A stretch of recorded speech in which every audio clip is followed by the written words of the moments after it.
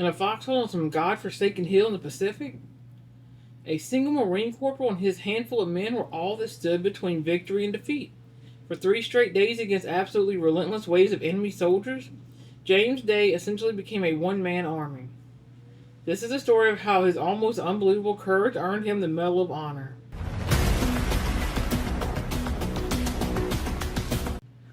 By May of 1945, the Battle of Okinawa was reaching its terrible, bloody climax.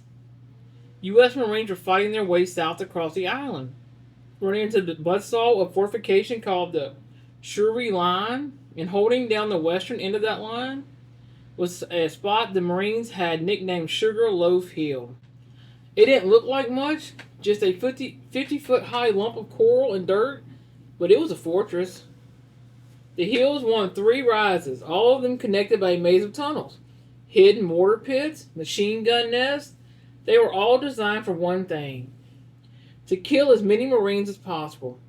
This unassuming little hill would become a killing ground, costing the 6th Marine Division thousands of casualties before it was over. Until this hellscape stepped Corporal James Day, a squad leader from East St. Louis, Illinois. On May 14th, Day was ordered to lead his squad to a dangerously exposed spot ahead of the main American lines. Right at the base of the hill, their job was simple: dig in and hold. They had no idea they were walking to a 3-day battle for their lives. The first attack came out of nowhere. An intense mortar and artillery barrage hammered their position, immediately followed by a ground assault from about 40 Japanese soldiers.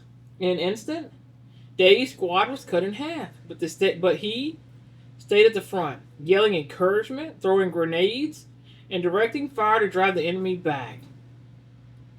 3 different times, Japanese soldiers got within feet of his foxhole, only to be killed by Day himself. As night fell, the attacks only got worse. Reinforced by just 6 other men, Day's tiny group fought off 3 more vicious assaults. Hearing cries for a corpsman, Day repeatedly ran through heavy fire to carry 4 badly wounded Marines to safety. One by one, he then took over a machine gun, but it was quickly destroyed in the fighting, leaving him wounded by shrapnel and white phosphorus. Still, he held. The second day brought no relief. The enemy kept throwing themselves at Day's position and swarming. Desperate attacks, but during a short lull in fighting, over 70 enemy dead were counted around his foxhole. He and the few Marines still with him were completely cut off. But they refused to give up a single inch of ground. By the 3rd day, May 17th, Corporal Day was wounded and bone-tired. The final enemy attack began. A dozen soldiers charging his foxhole. In one last act of defiance, Day met the charge at close range, killing every single one of them. When relief finally arrived, his foxhole was surrounded by the bodies of an estimated 100 enemy soldiers. He had held the line. For his incredible heroism, Corporal Day was recommended for the Medal of Honor. But in the chaos of war, the paperwork got lost. His battalion commander, who was killed 2 days later. His company commander was wounded and evacuated. And many of the men who saw what he did didn't survive the battle. So what did James Day do? Well, he just went on with his life. He stayed in the Marine Corps, serving with incredible distinction. He fought in the Korean War, earning 2 Silver Stars. He served 2 tours in Vietnam, earning another Silver Star. He rose from an enlisted man all the way to Major General, becoming the last of active duty Marines who have served as a combat infantryman in World War II, Korea, and Vietnam. Then, in 1980, something amazing happened. A retired Marine discovered faded carbon copies of the original Medal of Honor recommendation tucked away with his old wartime papers.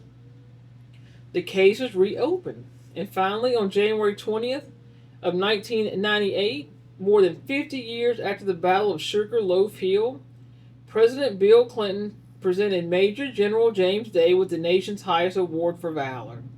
The story of James Day is an incredible reminder that true heroes are often ordinary people who rise to meet extraordinary challenges. If you're inspired by stories of courage and unwavering service, Make sure to subscribe for more, and thank you all for watching. As his Medal of Honor ceremony, President Clinton called Dave one of the bravest of the brave. He had fought in 3 wars and received over 30 decorations, including 3 Silver Stars, 6 Purple Hearts. Yet, it was his actions as a young corporal in a foxhole on Sugar Loaf Hill that came to define his legacy. He passed away just 9 months after finally receiving the medal he had earned half a century before. Major General James Dave's story isn't just about a one-man army, but about a lifetime of absolute unwavering service to his country.